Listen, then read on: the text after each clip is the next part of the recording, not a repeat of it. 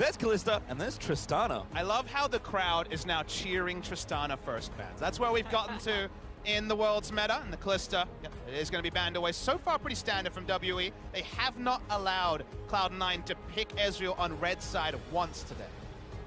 This is the pivotal ban that decides the rest of the dominoes, because if C9 doesn't ban either support, Team WE has the option for a first pick John Lulu, and there it is.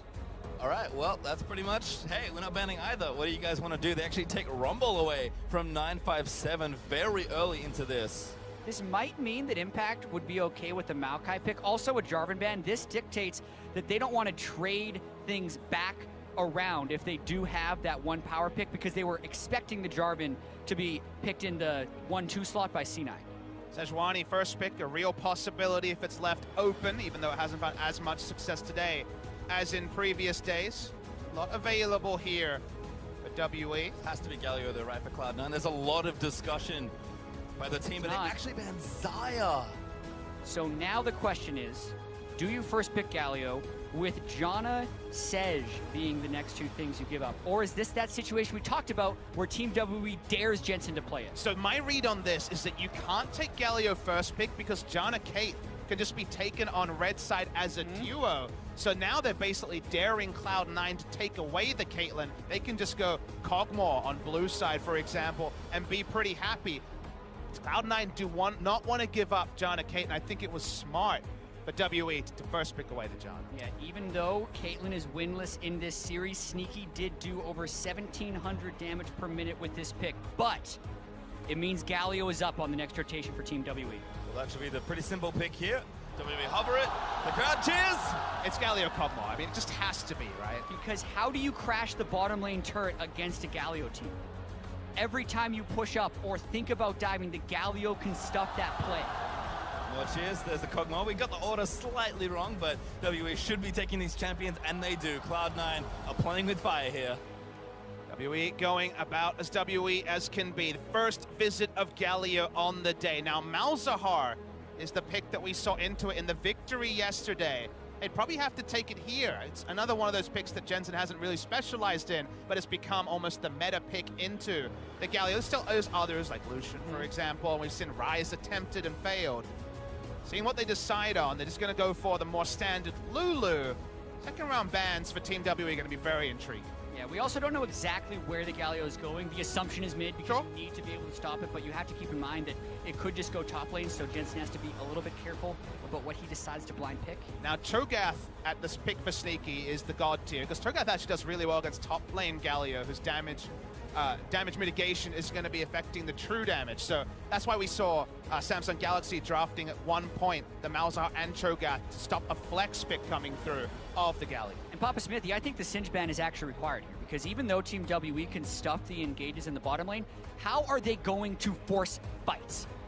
They've done it before with Galio Rumble and just kind of willed their way to a victory with the Gragas jungle. I wouldn't mind seeing a Gragas ban from C9 to try and take away as much engage as possible from this Team WE lineup. Well, we'll see what they decide on. Cloud9's final ban of this series will be Jace. Taking the option away from Xie. Again, in the back of their minds, they know 957 can play the Galio as well. Initiation for Cloud9 would be what you think you want, but the moment you see Galio Janna, initiating on it is nigh on impossible. So something to shred the front line like the Malzahar, maybe the only way to get access to the Kog'Maw, deleting the front line before you can even get access to the back line. So just with Janna, Galio, your options for a viable team comp are pretty narrow for Cloud9. Exactly, and it's almost just saying, hey, play kite back. Kite back as much as you want and assume you can take it better to late game, and that's where they're kind of pushing Team WE here. Because if Team WE puts the Galio mid, they're going to have a low damage profile in the late game, almost only damage on Kog'Maw, and potentially C9 can outscale that way. But if they move the Galio top lane, then they are unable to stop the turret dives early in the bottom lane because the Galio can't roam down. Regardless of what else, ooh. I was about to say, I love the Rex side, but again, being pushed to that point you mentioned, Gragas, Maokai also open, so if WE don't want to flex. The Gnar is super interesting right here because it would give them late game push priority on the Shen.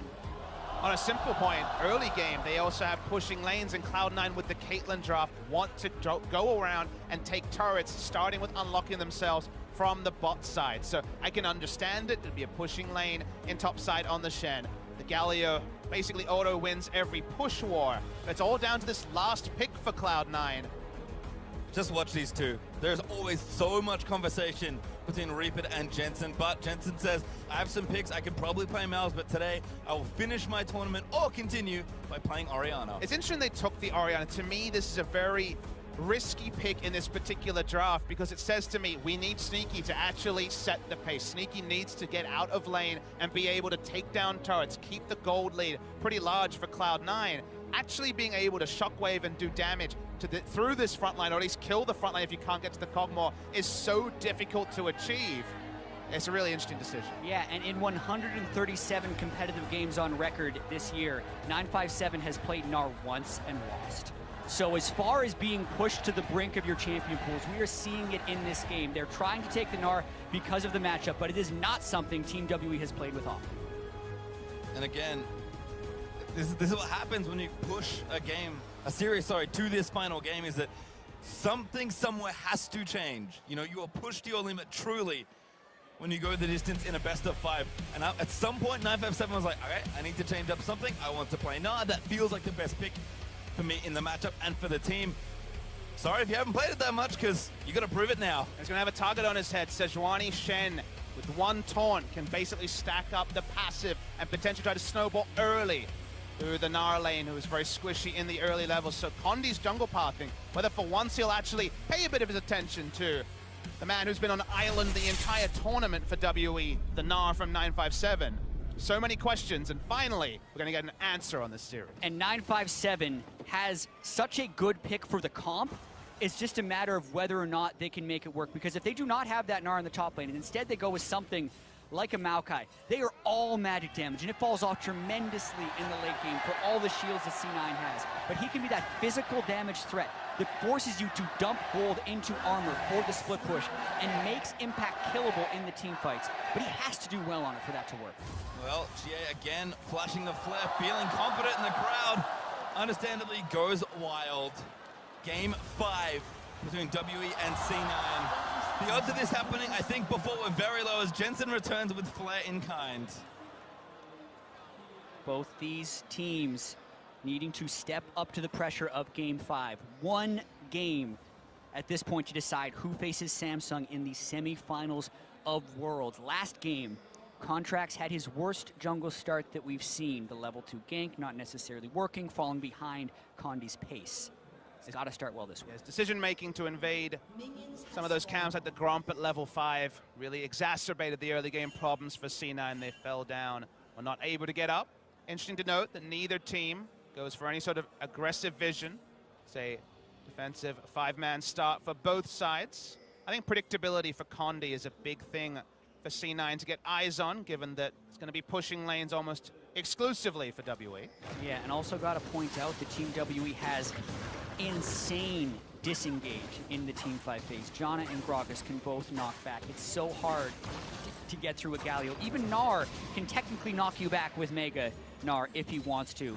C9, if they do engage, has to be so clean and crisp with that. But both teams are going to struggle to actually force fights in this match. Mystic forcing something here, level 1, shield on, gets some W damage down. Huni want to get back, does auto onto Ben. Now Mystic needs some trades, but Sneaky not quite getting enough damage with the auto done with Ben able to shield.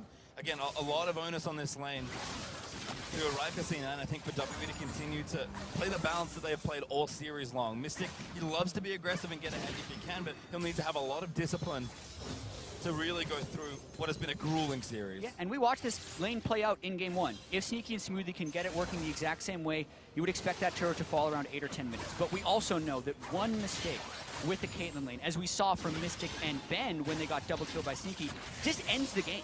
Because if the Caitlyn falls behind the item curve, there's really no coming back. Yeah, that's the predictor for me. If C9 pick up the first turret, and especially if it's bot side, that is what they need to start their game plan rolling. If somehow, anywhere on the map, WE pick up first turret, and suddenly Caitlyn is responding to pressure being enacted by WE, I think C9 are done. So that's really about the early game. They committed to it with this Caitlyn and Lulu. That's why you will expect Contracts to spend most of his time jungling on the bot side, apart from this early visit. Great interrupt there. Shea probably going to be forced to flash, get stunned, but very tanky on the Galio. Thunderlord's proc in from Jensen, but Shea just casually walks away. He doesn't even use flash. The damage reduction that Galio has from that taunt, which then gives him the courage shield when you gank him, is one of the reasons he is so immovable from that mid lane. It wasn't a high cost gank for Contracts, and it will push him back for the recall, but he teleports right back in, keeps up the shove. Does mean that Gragas has a pretty good read that he's not going to be bot side right now, This is huge. They need to go for Smoothie. He was spotted though. Smoothie going to walk away from the slow, and Condi gives it up. Follow-up, not the highest from level 3 Kog'Maw and Ajana, so no flashes burned there. That would have been the ideal, especially if it was on Smoothie, but Cloud9 can return to normalcy in the bot lane. Yeah, but you can see already the Galio roam pressure can add so much to the early game. We've already seen missing pings when he roamed down towards the bottom lane and Contracts was going to come up for the gank. He then shoves in, gets a deep control ward to prevent any roams from top lane as well. If he can get any sort of control wards bottom side, like we've mentioned a couple of times in Taliyah games, then every time Caitlyn does her job, which is to walk up to the turret and take pot shots basically every minion wave, if she is missing from mid lane, the chance of Gragas and also the hero's entrance gets higher and higher. So mid lane control, specifically bot side, Jensen wants to keep Jia as accountable as possible and also to keep him in lane as much as possible. They're doing a good job pressuring Shea, but again, it's a Galio. Not really a whole lot to worry about. Actually, Justice Punch gonna force Jensen to shield himself, and again, Shea just shoving in every single wave as Condi's back in bot lane. Yeah, Contracts are spotted top lane on a ward, so they're safe to fully all in Smoothie here. Smoothie's the first one, still has his flash, gonna have to make this really count. Damage still there. Late flash from Smoothie, but probably enough to save his life. Thought maybe Condi would go for the body slam flash, but it would have been his death as well because there was no minions to help him on the way out.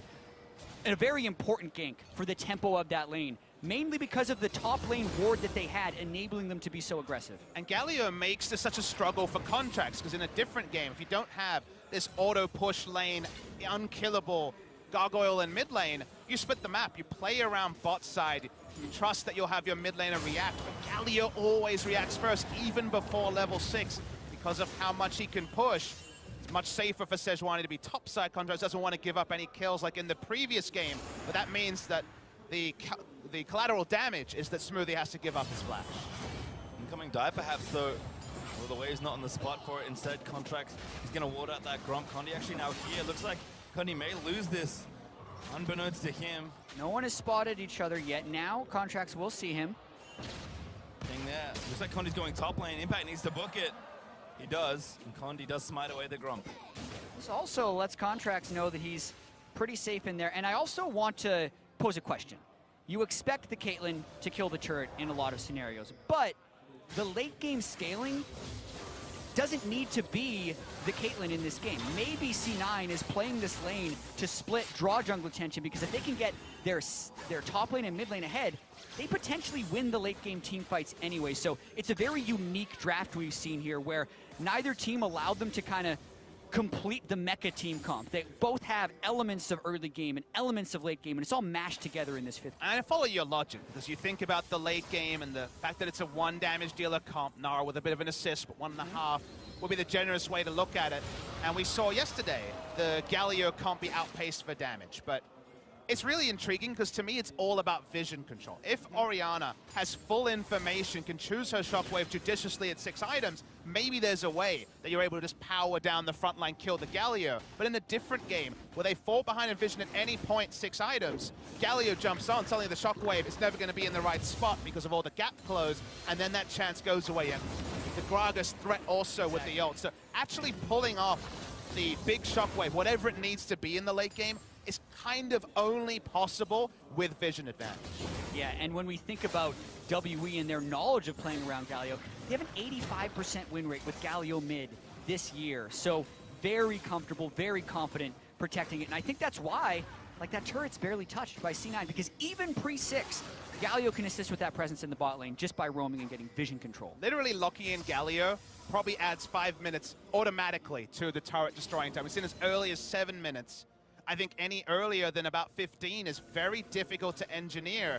They're not going to blow a flash anytime soon. It's going to be double teleport in a moment, and in addition to the hero's entrance. So very, very difficult for C9 to go for the standard Caitlyn Lulu play.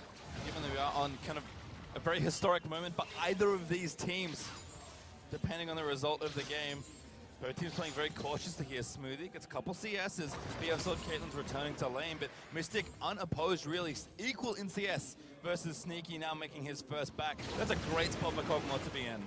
Yeah, and neither team really wants to make a mistake in this game, so I think there's a chance we see a very late first blood. It takes such a commitment to even go for a kill that the chance of a backfire is huge. But while the Drake dies, I want to point your attention to this stat here. We remember all the ranged junglers coming through from Contracts in the group stage where he was doing 22% of damage.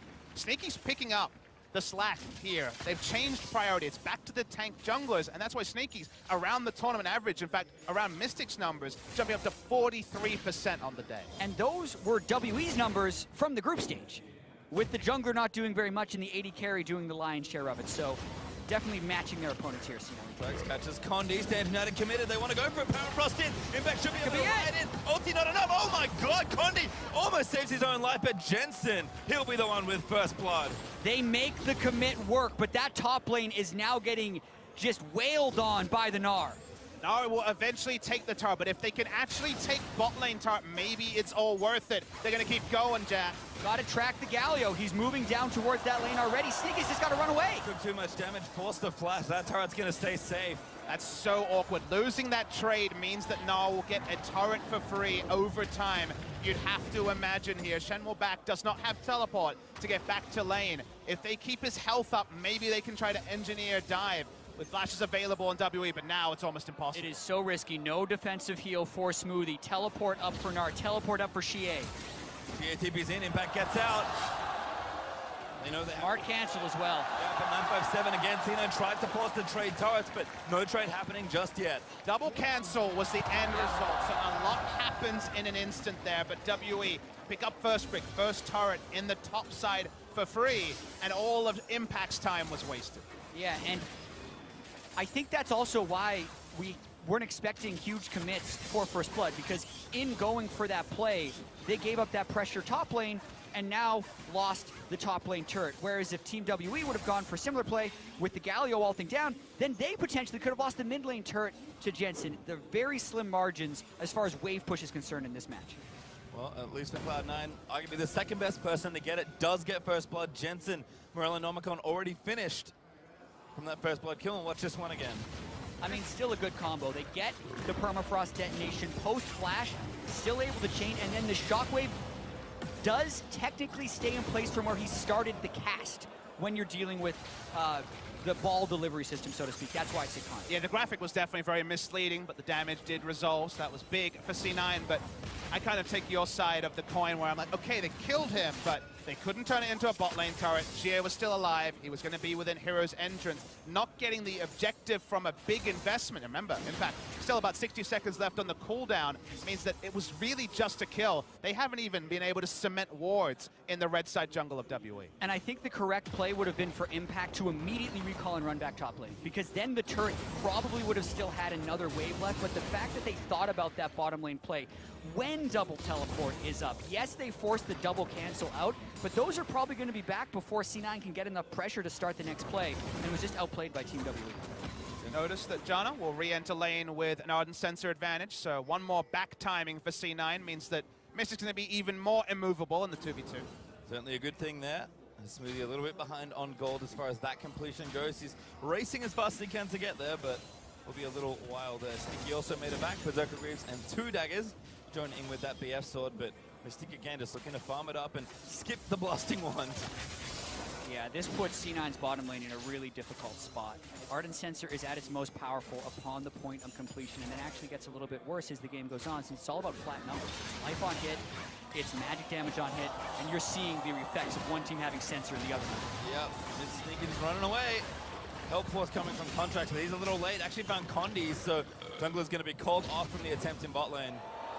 You'd think this was some sort of aggressive play from Contracts, but he knows very well that Galio can be there at any moment, so it's very difficult to win the tug of war against Galio. We have the extra information that Xie has completed his recall, so it doesn't happen very often, but they might actually steal an objective under his nose. they get the red buff. There's also the Shen ultimate up by Impact. He's playing very far back in that top lane in an attempt to always be free to ult in, but in doing so is giving 957 a fairly large lead. Teammate Shen certainly wants to play defensively versus the Black Cleaver completion already for 957. Usually you want to give Mystic the turret goal, but 957 getting it tonight for him as well. And this is just getting untenable in the bot side. Yeah, the laning phase is over when it comes to 2v2 trades until Ardent Sensor is complete. Contracts sniffing for an ultimate. Going in. Going all in. Here comes Shen, 4v2. Ben, he's going to be the first one to start. They're going to try and gank the Ardent Sensor. Ben, Monsoon not enough, as now Mystic's the next target. Jensen, he's also here, but Shen made it through. Shockwave fights them both after Mystic Flash and Cloud9. They get to, they're looking for the third. They'll get it all. Disaster for Team WE in that bottom lane. Shie teleports down instead of ulting down, then gets caught in the shockwave without being able to ult. Probably will still lose the turret over time. Able to teleport and Absolutely, misses. There it is. They might lose impact afterwards. That's a red buff Gnar. They better run. Oh, hop onto the minion just barely. Spirit's refuge up. Jensen coming for a bit of help, but he's pretty far away. Impact still taking damage. Hyperprox again. I think maybe Meganar would have saved Impact. Jensen there just in case. So it ends up being a turret trade, but the sort of turret that's difficult to return to for WE for time. Ondi eventually will lose the turret under his nose, but 3 kills as well for C9. They were behind in the gold race. They catapult themselves just marginally ahead, but this will mean Ardent Sensor. This will mean item completions. It was desperately needed because already it felt like the game was slowly slipping away from Cloud9. And it's probably still going to be a tempo advantage for Team WE as they push forward in an attempt to delay more recalls. Nearly an indefensible turret right now on the bottom side, so probably going to be 3 turrets to 1. But watching this play, they full commit and they go on to Ben right away. Sort of proactive play you love to see with Shen comes, using it purely as a conduit to get Shen into the front line. Jensen hits the shockwave. Even though Mystic flashes, he's still in the AoE. The AoEs have been on point. Faker-esque with his ability to get people from what feels like extra range. They take the 3 kills, but WE just brute force down Inferno. And they opt for the Infernal instead of the bottom lane turret because they figure they can get that turret whenever they want with Gnar. And I think that's true considering the Black Cleaver if he wants to start the split push.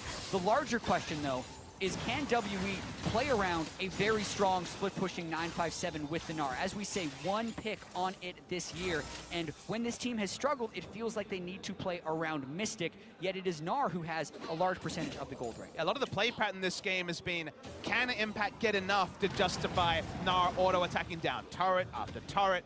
And that will still be true, but with all this disengage, it's so hard to be reliable as Cloud9 to make that big Shen play under the nose of the Gnar, and of course Gnar situationally can be a teamfight beast on his own. So one of them goes wrong in kind of the way the first one was a bit of a misfire.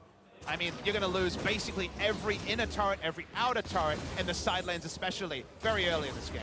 Will still be a big change here despite the gold evening back up. Mystic has finished his Rage Blade, so Sneaky looking for a bit more farm. Has the static shift now to join that BF sword, but he got a lot of gold. He did not get enough for 2 items, so even keel for the ADs. Could be bad times. 957 getting 4-man. They're trying to full collapse on the Gnar. He is very slippery though. Great. Nice interrupt, does flash, and Mega. Yep, nearly range now. Shockwave misses. 957 flashes out of the way, but the damage might still be too much. Galio though, get a damage reduction in. Does get the knock up onto Jensen, and 957 skirts away. Shie also trying to leave, but Galio is so tanky. And Impact is left all by him lonesome trying to defend that bottom lane turret. The minion wave's not even in position for them to push. Team WE crushing the pressure game. It's a single target build right now. The Hurricanes, they're happy to take down turrets. The crowd explodes. They know that WE have traded up in this scenario, and they're not stopping anytime soon. They don't have to stop. Impact cannot hold against that push right there, but Shie has the Galio wave clear. C9 cannot make ground. Certainly cannot. C9 have to force Jensen down there as well. Still clear the wave. That's what they need to move things out of the way, but trading up seems to be the biggest thing that WE have gotten in all of these exchanges. Yes, C9 are sitting with 4 kills, but they don't have the gold lead, and certainly not the lead in general. And vision is where they are lacking as well. 957 sees them on the Rift Herald, pushes him immediately off of it. Because WE has vision control in C9's blue buff of the jungle, they can just rotate all the way across mid lane and take this Rift Herald. And Rift Herald over. Easy take there in the crowd. Starting to get a little more excited with each and every objective.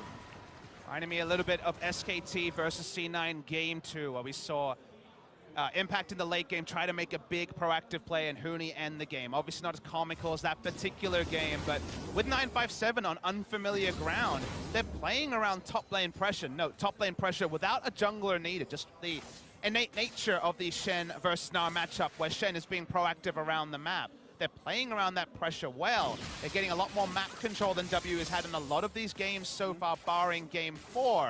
And the items keep rolling in, and C9, they're still in that awkward position where from behind, in terms of gold, even with the 4-kill lead, they need to be setting the tempo of this game, unless we're going late. Yeah, helping out as well, of course. No jungler, but Galio being there does give 957 a lot of extra insurance. He's basically a jungler, Galio. Yep. Let's be real. Might as well be. Yeah. Contract's ulti, forces the flash, by Mystic, summon a spell. Yeah, but they still have a lot of protection left for him with the Janna ultimate and shield and heal. Contract's an ultimate. Maybe in the choke point. Jensen has a lot of damage. Condi actually going to be found. Flashes out of the way, stands from that. Trying to go all in. They're committing. They get the permafrost, and Shia's ulti will deliver him in. But now his jungler is not there. 957 needs some rage, but Mystic, he's just going forward. They need to kill this damage dealer and cannot do it. In fact, he'll die to Shia's Winds of War. And 957 looking for more. Blast Cone is good from Smoothie, but C9 make a trade. And you saw, Galio doesn't take damage at this stage in the game. C9 was actually waiting around thinking that the Galio was going to be in and they're going to be able to force a summer spell out or something, but they just stood there and had to eat damage from Mystic. These extended fights against a late game Kog'Maw, he gets max stacks on that Ginsu's Rage and absolutely shreds percent health with his Bioarcane Barrage. And even though Jie's ult was late and he flashed as he was stunned and got no value out of the flash taunt, it was still a 1-for-1. That's what happens with this champ profile and where the gold is, the fact that Mystic is still healthy. Connie just dies straight up. He's ulted by the Galio so late. They get no value out of it at all. And then watch also, as he tries to come in with the taunt, he's actually stunned up. Doesn't get any value from it at all. It's a better fight than you would expect for C9 with where the game is at, and yet it's even. And you see how fast Impact died there. The shred they get from the Black Cleaver on Gnar, from the Kog'Maw Q, gets rid of any resistances he may have had, and Sneaky's gonna have a hard time getting away from this one. On the verge of getting 2v1, good flush out of the barrel. Lulu's here, Sneaky just has to dodge everything. The polymorph is good, so the Whimsy actually for a bit of extra speed, and he gets out. He shouldn't have been there in the first place, but that was a great escape. Sidestepping pretty much everything to allow Smoothie the time to catch up. Even able to trade flashes with Janna, so if you find a way to pop her with the Orianna ult, that would be big. For the side of C9, they push out minion waves well. Better than expected is kind of the story for the last 2 engagements we've seen. And again, the tagline for the series, don't forget, as the man you just saw in mid lane, Jensen is responsible for punishing Mystic and Ben for not having flashes. He's had a good landing phase, now finished 2 items. So is Shie though, so don't worry about the Galio. He's not dying anytime soon. And also the Locket means he will be able to shield reactively on the Shockwave animation if he is on his game, which prevents the one-shot coming into Mystic. It's a build we saw from Caps actually yesterday. They ended up with 3 Lockets on the day, Fnatic. That part I don't agree with. But getting it this early is basically saying, I'm going to absorb Shockwave, and I can still position for the taunt. But of course, Galio's most known for. Interesting Rift Herald summon right there. You would have expected them to go straight for the Infernal Drake with that Rift Herald mid, but they're a little bit slow. It does give them position in that zone, though. C9 having to burn a few cooldowns. They're going for mid priority instead of second Infernal Drake. Looking for the play, no flash though, and takes a little bit of damage. Mystic though, just barreling into Impact. Oh, the stun lands on a Mystic. Chia there for the ultimate, almost a nuke completely. Full health Cog after all that. Jensen getting chased down by 957. He's about to go mega. Flash in, finds an Arc Contract, tries to defend, but he cannot get it as Mystic will find the kill. And Arc Contract's on the wrong side. Blast Cone's out, but I don't think he's safe. Locket, they are already out bursting with heals. The damage that is coming from Jensen. They weren't able to take him down. Contracts on the great escape, but a very worrying omen for C9 that when everything hits, they still can't pick up a kill. Yeah, and they don't get that much more damage. By the way, Baron is up. You expect the Infernal Drake to be a thing, but now Ben keeping Contracts away and Team WE trying to do Baron. It is on a ward. What a great play by Ben to just force. Just kill Mystic, most likely, or they're trying to burn it all the way down. Impact's trying something. They're just going to try and finish it off here. They can get it. They don't have a smite. Remember, Condi is here. A miracle steal could keep C9 in the game. Condi, though, waiting very patiently. And now Sneaky caught out by Mystic. He's going to go down to the living artillery. This is the point in the game that Team WE wanted to hit, where they have the super strong Kog'Maw, and Ben still keeping contracts at bay. Ben is the superstar here. This entire time, the yakety sax music has been playing as Jana just stops contracts from being able to recall, to get to Baron, to do anything. He had already done his job. He did not need to be involved in the fight, and denying the smite meant it was a freebie for Team WE. Also means they can now move straight down for their second Infernal Drake of the game. Mystic also bought a QSS, which hurts the super late game damage, but the power spike right now makes it even harder for C9 to try and catch him. Well, easy Infernal over to WE. Condi again. Simple smite to take that objective. And again, the crowd is only getting louder as WE get further and further ahead. And I think they're choosing the right time to roar, not just because they're ahead, not just because they feel good about the Baron, because when you go lock it this early on Galio, QSS this early, I think they just want to get all the advantages now. I could see WE barreling into C9, using the locket to try to disregard the damage from Jensen and basically break the base in this Baron buff duration. And we've seen this a lot about teams who are good with Galio. Galio just walks up to the turret, sometimes tanks it even, and that gives you the 8 seconds or so that it takes to kill a turret. Double Infernal just makes it even easier, and the fact that they have a frozen Malatinar in the side lane that Impact also can't match. Yep, first order of business though for WE is to take down that mid outer. They do so simply. Now again, gonna move back in onto this tier 2. 957 already forced someone out, so he's gonna also take a bonus turret here in the bot side very soon. You're just stacking bad decisions for WE. Who do you send to answer? The Shen under turret, but no more than that. If Galio's top lane, it doesn't matter. Kog'Maw can push in with the ult. She walks up, presses W, and half the turret, in fact all of it, is gone. Nothing C9 can do. Sneaky was clearing away from the top lane. They're also losing the bot lane turret. This gold lead is absolutely ballooning. This is one of the strongest points in the game for this composition. The two major items on Kog'Maw, and Galio is at his most unkillable since no one has armor or magic pen yet. No need to move away either. Good stuff all around there as C9 trying to force them away, but 957 finishes his business here in the bot lane. And it's 6 turrets to 1 now. C9 running out of room.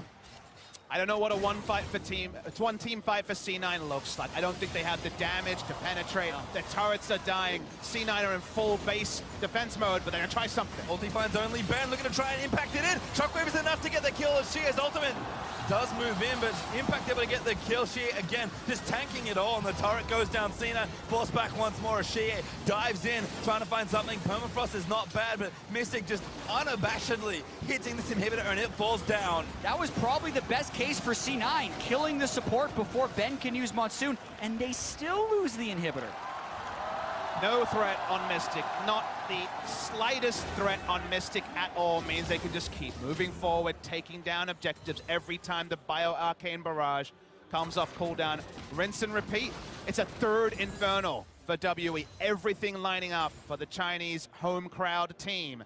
And C9, they continue the base defense. They need 2 more items on their carries, and WE, they want the game to end before. Yeah, and we're gonna watch this one more time. Contracts threads the needle. They chain everything, even through the Galio ultimate, but by going in, Impact cannot actually live through the Kog'Maw at this stage in the game. He went Titanic Hydra to try and match some of the push from the Gnar, not even close.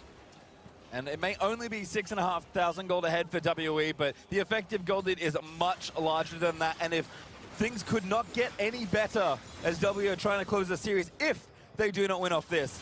Of all things, the 3rd Infernal in a row has spawned for WE. And numbers are sometimes important when we're talking about scalings, but really it's about 2.5 items on the Kog'Maw. The fact that right now you can't get tanky against the Kog'Maw. Even on 2 members, only 1 Adaptive Helm completed. On the side of Impact, nothing for contracts. With where the total gold is at, 92,000 between 2 teams, it's so hard for C9. And even without Baron, they can just walk up to the turret because of the power spikes they're on right now. Mystic sidestep the Shockwave as a nice ult threads through for contract, but it just doesn't matter. Jensen saved his ultimate, but you're down. Sorry, Impact saved his ultimate, but Jensen and Contracts are without theirs, which means if Team W do want to keep up this push, they can. But now they'll just cut down to the mid lane, keep pushing. They don't need to have the Galio there. His ultimate will be available, I believe, in a second. Small monitor here, but I believe will be available just now. Mystic walks up. He is already basically a fountain laser in terms of damage. And he's tanking turret hits. Jensen's threatening him, but Ben walks up, shields him, and Mystic just slowly but surely throws goo into the turret. So important for C9 that they don't lose their second inhibitor, because that makes it all too easy for Team WE to cycle it down. They had rotated mid to defend, but now they have to make it all the way up towards topside. Xie in base, he wants to teleport on a minion. He's got the Elixir of Iron as well to help with that turret dive. 957 caught out of position, almost goes Mega, and C9 don't overcommit, but the turret TP in instantly, and now that the inhibitor is exposed, C9, you must go now. They're trying to hold off as long as they can. If they can keep the Shen ultimate, it gives them more flexibility down the road, but Team W does not want to leave before killing this inhibitor. Oh, Drogwave actually on a Mystic, but it might not matter. Jensen, he's going to get CC. Cleanse flashes out of the way, but WE moving forward. Xie is impenetrable, as Sneaky is just try as he might to get him down, but the turret goes down. C9 found the jump, and it wasn't enough. Team WE playing so well around this power spike. You can see the unkillable Galio. You can see the absolutely shredding Mystic. And these fans have waited so long to see Team WE in the semifinals. The last time they were at Worlds was 2012.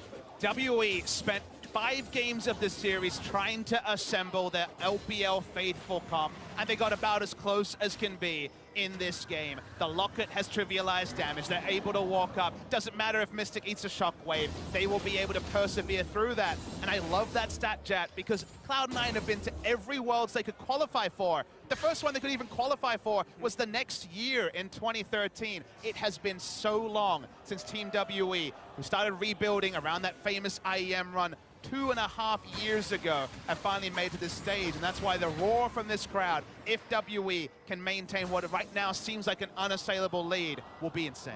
And C9 also want to try and hold on as long as possible. This is the most games they have won in a quarterfinal in their history. They were up 2-1 in this series, 1 win away from the finals, but as you mentioned, Team WE, double Infernal, triple Infernal all the way, even if they don't have much attack damage and ability power to multiply with this buff, still substantial, and another Baron on the board. Just continue to ignore the gold lead. WE are a finite amount ahead as the gold shows, but it just does not matter. 3 Infernals, a dream roll of the dice for WE for what looks to be their final game in this quarterfinal. And C9 can't get control of the minion waves. That has kind of been the story of the game. Every wave has been pushing well. Even the Caitlyn that C9 prioritized, instead of picking the Galio for themselves, hasn't been able to find that edge. And yeah, Sneaky just finished his last Whisper. It's going to help a bit, but he's so far away from relevant damage. You get the C9 draft, though. Rolling on Janna Kate to WE would also be a full zone. We'd be sitting here, the game might be ended by 30 minutes, say, of course. But unfortunately, it's been best case scenario with the Janna Cog, which is the more quintessential WE choice. As Baron started, the Nara's pushing, and everything's happening for WE. And that's just been the thing. Everything is working right now for WE. Feels like they cannot put a foot wrong as Jensen ganks 957, delivering Baron basically to WE, but I don't think they can fight for it anyway. WE only getting closer to the semifinal. And they've played these last 2 games so clean. The first game, rather game 4, after they were 1 game from elimination, they jumped out ahead in kills. C9 probably had the better scaling in that game 4, but Team WE did all the rotations with Talia properly. This game as well, even when they were down 4 kills to 0, they never relented their map play, always keeping the right waves in the right places. Now they're trying to catch out Impact. Just everything, even going to check to see what Impact was doing as he just runs away, flashless, has his ultimate, but he's not going to make it out alive. Impact, he will fall. Mystic, of course, will get it. And this means no Shen for 50 seconds as Team WE look to assault the final inhibitor turret in the mid lane. Feel the crowd only getting louder. Xie displays his flair proudly. WE rebuilt so long ago to finally make it back to this point. 5 years since their first Worlds appearance. And they're just going straight for it. Xie flies over the Caitlyn traps. They are ignoring C9. Yep, 957 again, just pushing the tank away. Sneaky is doing what he can, but there is little that C9 can hold on to. That third inhibitor's down. Baron still up for 2 more minutes. Team WE looking to become the second Chinese team in the semifinals, probably on this push. Mystic insta-cleanses out of the way. 957 pushes them all the way. The shockwave is good, but it will not be enough. Impact is trying to make it happen, but Mystic, the champion, the hero of WE, will hold on. The